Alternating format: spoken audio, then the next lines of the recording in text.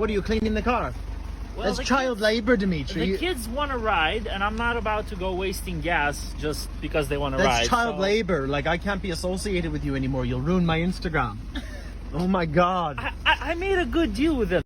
So this is part 2 of the Dmitry files.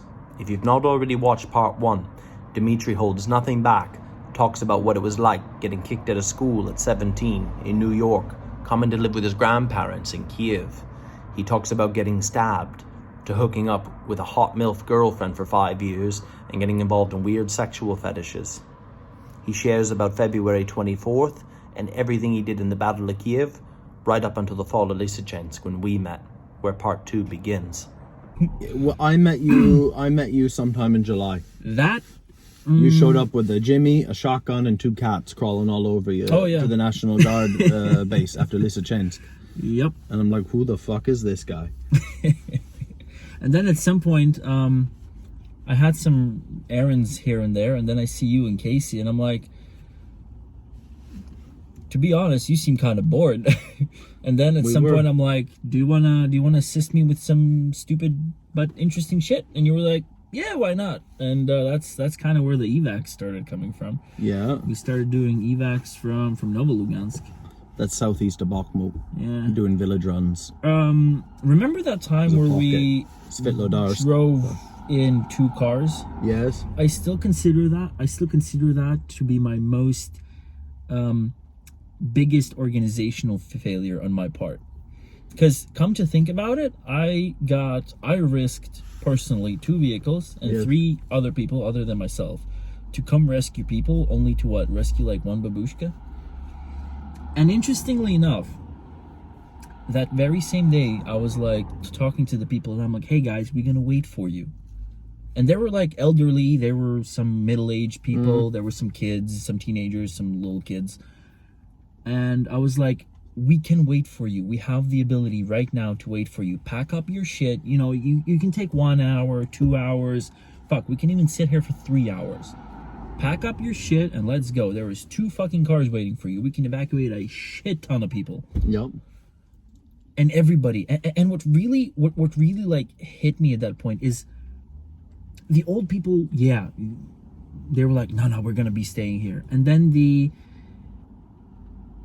like the middle-aged people were like, no, we're staying here like till. And what really hit me was like how proudly the children and the teenagers were like, no, we're gonna be here till the very last moment. And they were copying their parents, but like it seemed to me as though they like take pride in the fact that like we are here till the very last moment. And that part really got to me, because I've seen the shit what happens. They die. I've been to Bucha and helped on some of the clearing up parts. I've seen bodies, and I've seen what happened to those bodies. Hell, my friend even took a picture of me at a very like fucked up moment.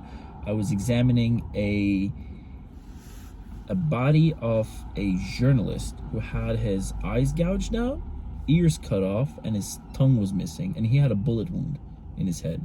So what I'm assuming is they tortured him for being a journalist, and then they just shot him. That was one of the bodies found in Bucha, and like knowing that, I'm looking at all these people and I'm like, holy shit, just fucking pray that, you know, our soldiers are gonna hold out this place, because it's not looking good. It had fucking Russians like on all 3 sides of it. Yeah. And after that, a few days later, we lose that place. Yeah. And then Kodema. And then Kodema. I shot my first reel. We did you and me and Kodema that time. Oh yeah, remember the alibi, the big giant dog? Yeah, and that went viral. Yes, no, yes? Yeah. Come on, Davai.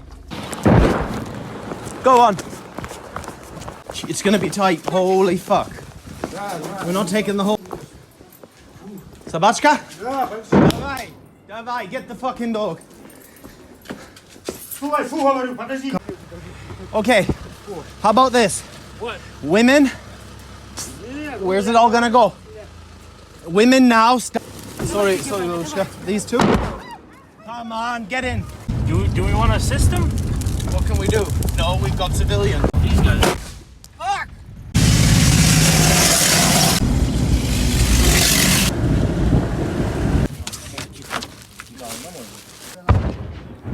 For you, love. Feel how fresh that is for your family.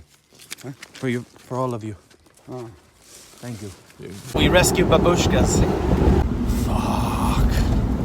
Then the money started coming in. What Ola, the Dnipro girl, told me, the Dnipro volunteer, she told me that the very next day after the Russians came in, she got a ton of phone calls from Novolugansk. Please rescue at least the children.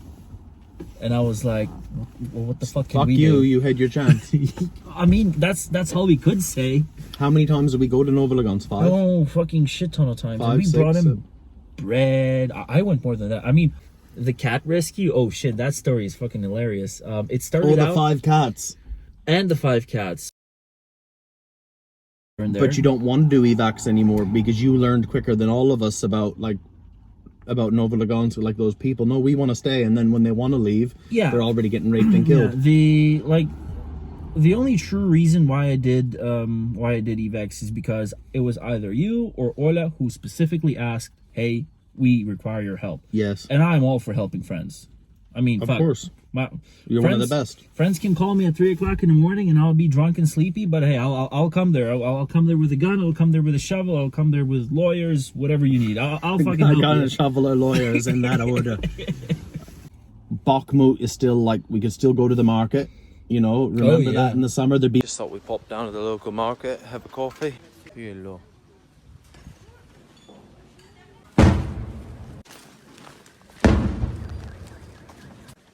Fucking destroyed. God. Woo! What are you getting?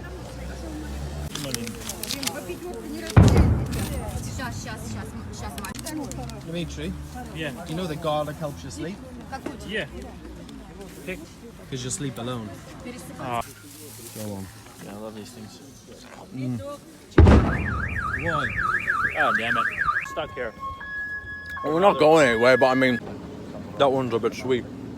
You went home to Kiev for like a week, and then I met Philip.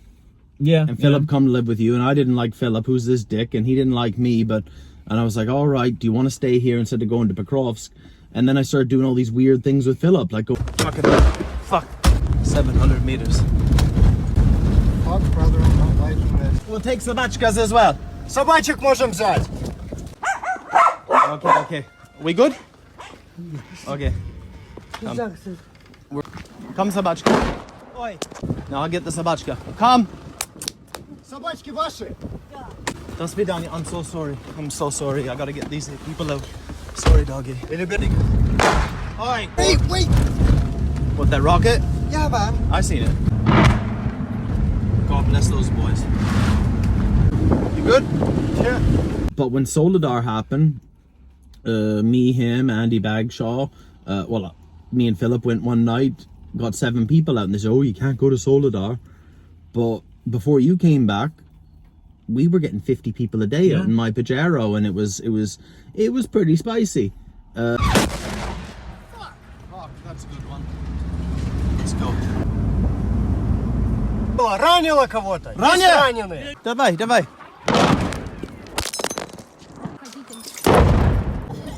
One more second. Not super spicy. I eventually seen worse and worse, but you came back, and all of a sudden, come on, Dmitry, come on. It's like, yeah, all right, and and you started doing it. But what was that like for you? I mean, and all the characters that wanted to come to Soledar and wanted to do evacs. What's that whole experience like? I really enjoyed working with Swampy. His team was great. Took him swimming to the local pond, the one where you would and the National Guard guys would take their baths and wash their clothes. The lake is gold. Don't forget to wash behind your ears. Oh, clean as a whistle. Give her a really enjoyed working them because they took like logical risks. They wouldn't be like, hey, let's go to the Russians, say hi to them, rescue a bunch of people, and then drive back out. Yeah. They were like, well, this is what we can do. This is what we can do. And this is simply we won't do because it's stupid. We would drive into Soledar. drive around here and there. We would come there early. Like, I really respected the fact that we're like, they get up in the morning. Let's be 8 o'clock in Soledar. 8 Yeah. o'clock, we're in Soledar. We're rescuing a bunch of people. And then when Philip comes over with a bunch of with his list, he's like, we need to rescue these guys, these guys, these guys. And we're like, no, the sun's coming down. Plus, we're tired. We're gonna rescue them tomorrow. Bye, and we leave. It's like, we were working at night, like dangerously into night. We had no night vision. We Can't use lights. We can't use lights, and yet we're still trying to rescue people out of fucking Soledar. The military guys weren't even using their lights to go drive through Soledar, which is why we ended up crashing with them at some point. That was actually the first car crash my car has been in. Do you remember the day when I got blown up? There was Philip down in the basement with them for an hour, and Bogdan and all them guys from the church. Victor came back. You, me, and Victor sitting outside, and it's like, I don't want to go there. And he's like, Yeah. You're like, I don't want to go there. What? None of us wanted to go there, but it's like, okay, we'll go there. Yeah, and you went there, and I'm just like, yeah, I'm not going into Soledar at night. Fuck that. No, that was daytime going to Knopf. We were all talking. I have a YouTube video all about that. Oh, like, yeah, we were running around. If you guys will go, I'll go, but I ain't going on my own. Yeah. Oh, was that the part where we're supposed to bust down a door, shoot the husband in the kneecap, and take his children and wife out because he was being a bitch and not letting them go? That's another story. Nobody got shot in the kneecap, by the way. No, it's just my crazy ideas. No, me, Victor, and Philip went into Knopf. I got blown up.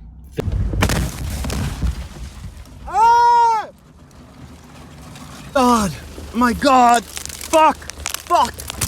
Philip returned. Victor came back panicked, and I'm like, Victor, why are you panicking? He's like, do you know where Brandon is? No, wasn't he with you? Oh, he's still in Soledar. And I'm like, well, fuck, let's go get him. And Victor wanted to drive my car, but I'm like, yeah, no, fuck no, we're not driving my car. He was fucked in the head too. He was fucked in the head. Yeah, I could see it. But we came back. He went in a little bit further. We drove kind of into the minefield, and I'm like, yeah, I'm not going further. I at this point I don't see the mines, so we're not driving any further. He went to your car, and then he found soldiers which came back. Who is Ukrainians friends? Aliens? Why you drive this? And then they handed you over to us. We packed you into our car, Yeah. and we drove away. What was I like? You were a mess. Bright light to my face. I'm blinded. I crash into the military oncoming traffic. I remember. Oh boy. You weren't going fast because it was pitch black at like 30 and 30. Yeah, but we still had a pretty decent crash. But I knew from that position I had to take a picture of the blown up car. We're sitting in the new car. Proof is donations. A lot of people told me that when you're evacuating Katusha people, take away their guns, but nobody told me about taking away their phones. Oh my God. Yeah. I should have taken away your phone. And we got stuck at the block post, and I'm trying to explain to the block post, I'm a military volunteer. This guy is a military volunteer. We don't know who the hell this convoy of people are. But they decided they were part of the convoy, and I'm trying to tell them that I have a guy who just got blown up on the minefield, and I need to get him to the hospital. And you're just like aimlessly like rolling around. You just sat down on the road. You kind of leaned on to one of my wheels, and I'm like, look at him, he's fucked. I need to get him to the hospital. And they're like, at some point they called their higher ups, and they're like, there are these two weird foreigner guys. One of them is fucked, but can we let him go? And they're like, let him go. And then these guys are like, listen, we called in ahead. Just tell them that you're like the guys with the contusia, and they will let you through, no problem. Yeah. And so the next two block posts let us through, and I drive you into Kram, and I dump you there. I remember, and I went sleepy. Yeah, I was like a bum for the next 2 days because Your car's fucked? No, not my car. The apartment keys were in your car, which got blown up. Yes. And I had to sorry wait. about that. I had to wait for the owner to send me a copy of his keys. So it took me 2 days. But So you were living like a tramp. kind of. I mean, my buddy Artyom, Artem's the fixer, the black market Pringle dealer. yeah, by the way. black market Pringle dealer. He was. But our friend here, who knows his client base. He knows how many to buy and to whom to sell. So he buys a specific amount and he sells a specific amount to the guys who ordered specifically this kind of stuff. So he has like a 100% profit return. So basically, we're driving around a black market Pringle dealer. Well, not only Pringles, he also has like come visit us, like come stay with me. You can stay with me for a few days. So I actually lived at Kram too for a while. Yeah, it was fun. You got escorted to Dnipro like the very next day. Yeah. Yeah. I was on the evac. It was fun. And then I never seen you again for another 6 weeks. Yeah. You just like poof, gone. At that point, I completely stopped doing evacs unless it was specifically Ola's request. Ola Zaitseva. Yeah, Ola Zaitseva. Not Philip. What would we not do for Ola Zaitseva, yeah? Anything.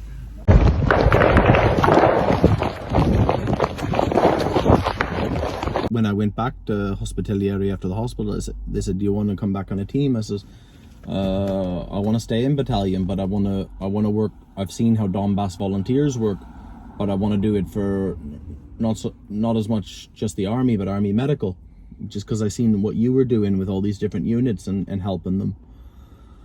So you were kind of an inspiration to me, because I had social media. I wanted to raise money for generators. Civilian evacuations was getting a lot of money on Instagram, and then eventually YouTube. But I wanted to be a volunteer like you, but army medical, and use everything that hospitallers could give me to do that, and my social media. If you really want to speed things up, essentially, I think it was the 7th of January, I got a phone call from Ignat. And that was like, Andrew and Chris have gone missing.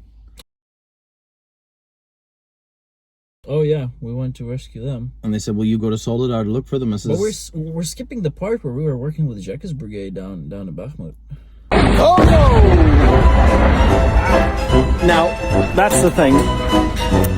I'm not an idiot. So could you ladies recommend some sort of, I'm thinking of an exfoliator, because my skin's not what it used to be. I'm quite concerned. Ukraine has adverse effects. It's probably the most serious military stuff I've done at that point. Because like we were actually working with the military. We were living with the military. We were working with the military. Fuck you. Smudge noho, motherfucker. Thanks. You'd not really done that before. No. It was more of a kind of like, drive in, have some coffee, deliver some shit, complete one task or the other, and then I come back home, to Kramatorsk base. But not live there, run their wounded, run the... Yeah. So that was the first, like, really... I was most excited about that. Because originally, I wanted to go down to Kherson to work with Jekas Brigade. Because they were in Kherson at that time. Mm-hmm. But they said due to some volunteers getting injured and being dead, they didn't want any more volunteers in their area. So yeah, the writing was on the wall what was going to happen in Bakhmut. Getting slowly taking apart. And we got that phone. I got the phone call, and Iggy's like, "Will you go there?" I was like, "I don't speak Russian. I'm not going into Solidar at this point on my own." Yeah. And you're like, "Fuck." That was a well planned but super sketchy, because we were like smack in the middle, surrounded by Russians from like 3 sides, in a fucking cellar, which was not designed for people. It was designed for storing babushka's canned pickles and whatnot. Yeah. Yeah, and there was like we squeezed into like a 1 by 2 meter space. For like when the drone operator, the commander, you, me, we were standing there smack dab in the middle with Russians on all three sides of us. We constantly told a bunch of volunteers, have a fucking translator with you at all fucking times. And I kind of think that, these 2 guys, I mean, they died doing a noble deed, but I mean, they didn't need to die. They didn't need to die, yeah. Because if they spoke Russian or Ukrainian, they could stop at Oleg's house, they could stop at a command post, they could stop at any army house along the way, and they would have told them that, hey, that territory is no more, no go. but they didn't have that, and they're like, oh, I'll just go on the road that I've always gone when I had a translator, and they died. But you know, we tried our best. We did what we could. We were at the last very point within 300 meters of the standoff. Yeah. And I think the next few days we were in Soledar doing different things. The recon guy, remember him with the hole in his helmet? Yeah. Contusion, no, contusion. You fucking have a contusion, man. You got a shot to your head. He's like, no, just take me to my unit in Bakhmut. Oh, he was so happy to see these guys. He didn't even say goodbye to us. He was just like, family, woo!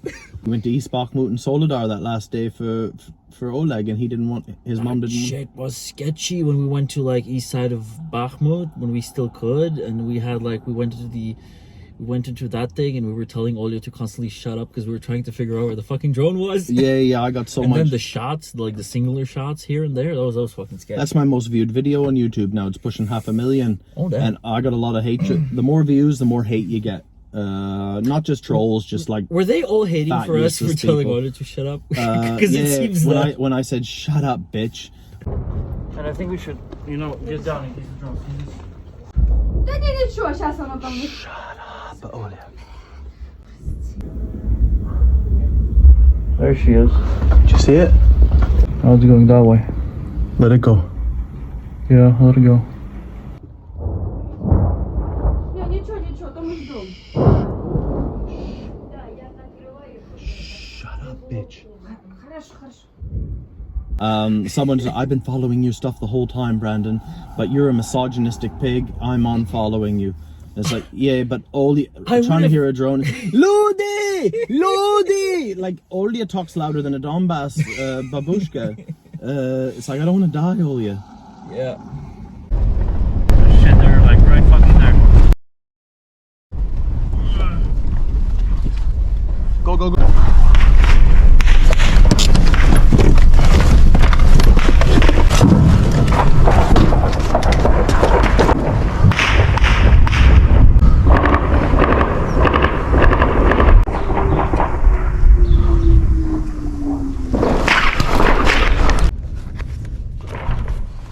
We tried. You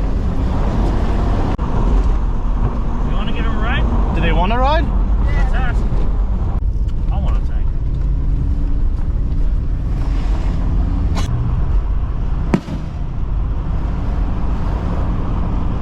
So after we finished in Soledar during the shootout, and we went home. Well, we went and helped put out a fire and Yeah.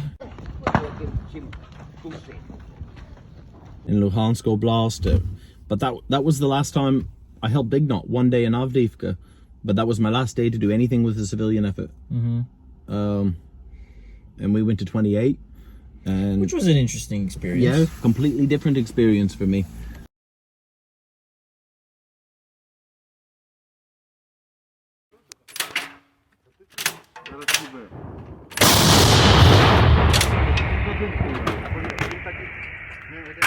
And then we had this other guy who cooked the most amazing fucking ribs and all meat around. He's actually from Romania. He is, originally. yeah, he is. Yeah. He made that pork. Oh, that was one of the best I've ever tasted. And nice. Like the people we met through there, like Andre. Not allowed to film 300s, but it's only Andre. Okay, there we go. Here. Dr. Brandon. No. And Samurai. Oh, Would yeah. come with him, and Samurai fuck. I'd fuck with Samurai, and then he would like boot And fuck me Samurai with him. fuck you. Yeah, Fuck me. Samurai was like he wasn't too happy about getting fucked with. Yeah, I wet willied him about a week ago. Yeah, about 2 weeks ago. I got. He took his AK around, and he was about to knock my head off, and then he saw it was me. You crashed your car, or the guy crashed into you. Yeah. He didn't let me through. So I'm fucked. I fucking hate Donbas. And I hate Russians. I hate Donbas and I hate Russians. Took me some creativity. Like I tied my car up to a tree. I Reversed, pulled it out. unfucked my bridge. Tied it up with I think one of the most romantic symbolic parts of this whole Donbas thing is like I still got to practice my shibari but with my car. Okay. My car is probably the only thing, like the only lady I've tied up in for like the past year or so. I'm looking at it and I'm like, yeah, I'm gonna need to fix this, and they're like, well, this is just like a little oil leak. It's fine. It's gonna be all good. Just Normal. Yeah, if it rolls, it's fine. Not fine at all. The whole bridge had to be replaced. Like, whole bridge was like fucking bent and shit. And How much money have you been into fixing it this time? Ooh, somewhere under $2,000. Yeah. Don't worry, I'm always there for you, buddy. Thank They you, are. Brendan. This volunteer guy, he gets me to meet with some of the territorial defense guys who have a whole fucking secret drone lab set up at a remote location somewhere in Kiev. Yes. They have a very intricate plan set up. Their end goal is to stop wasting, to spare as many soldiers as they can. Yes. By creating a 10-kilometer barrier line which will be controlled by drones. Whether it's airplane kamikaze drones, recon Helicopter drones. helicopter drones. They told me they have like a almost ready prototype of 80 millimeter mortar on wheels, which can just drive around and fuck shit up. That's cool. So the whole goal of this is, again, back to the cost effectiveness and the sparing Ukrainian soldiers' lives. We were sparing one drone can cover a sector of which require a full staffed military position, which is Ukrainian lives being saved, because they're sitting like now with these drones they can sit back 10 kilometers and still control their territory. Deny it to the Russians. Yeah. And at the same time, we're not wasting like $200,000 rockets on a target which can be destroyed with a $2,000 drone and a little bit of cumulative explosive charge. Like C4. C4, what the military guys tend to use a lot is modified RPG rounds. It works. Yeah, it works. Works fucking perfect, and wonders. it's cheap, and we've got plenty of them. Yep. We'll make an Instagram account. Just not sure if it's gonna be in my name or in my commander's name. We're gonna Of course, see. but like, I don't know, Svoboda drones, freedom drones, whatever, because people can follow the work and the progress. Yeah. And like I said, there's people who will donate money, and if somebody's willing to go through the messages, because a lot will not help you, most of them won't, but there'll be people who can find you components in their own country that are already there on the used market, because they're only gonna. A lot of them are going. These drones are going on one way tickets. If it's a kamikaze drone, yeah. What's going on in Dmitry's love life? I've met this girl before, but I drove her home one time, and then I disappeared in Donbas for a while, and then she didn't remember my name, but she remembered that I had a call sign Cherry, and she was trying to get my attention because I made an order, but I was ignoring like the coffee stand. I was chatting with my friends about getting my car fixed, and it was just like the way she called me. She's like, Mr. Cherry, but in Ukrainian. I don't know. I just had like a whole like moment, and I'm like, I looked at her, and it was kind of funny because I was after that moment, I was sitting and contemplating with myself that, damn, I'm still planning to go back to Donbas and blah blah blah blah blah, and I'm getting my car fixed. And if I start like a relationship right now, it's gonna be a whole entire mess, because you're gonna have to break it off at some point, or maybe try this long distance stuff, which I don't really believe in. At some point, I'm like, nah, fuck it. I have to, I'm gonna take the chance. And right before I leave, I'm like, let's go drive around on my motorcycle tonight. And she agreed. And then I got her number. and then the motorcycle trip thing kind of got out of hand. And now I'm in a relationship. Now you're in a relationship. And here I am, all nice and shaved. Have you trimmed everything else as well? Well, obviously. Well done.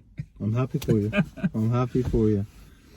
So now we move forward. There is though one thing. Today, we were hanging out with some of my military friends came over to drink some coffee, and you know this girl works at a coffee shop, and we're all drinking coffee, chatting, and my military friends are like, so you when are you coming back to Donbas? And this girl's like, oh, he's not coming back to Donbas. He's whipped. Yeah, but I'm definitely planning some business trips, because you know the drones got to be delivered, and the military guys got to be taught. They need to be trained. Yeah, but definitely no more. Hey, let's deliver some Nova Pochta to, like, you know, to Bakhmut kind of thing. No more reckless missions like that.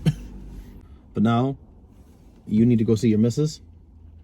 Or you haven't? Is that tomorrow? Tomorrow you're gonna have a day with her, or are you having a Dmitry day?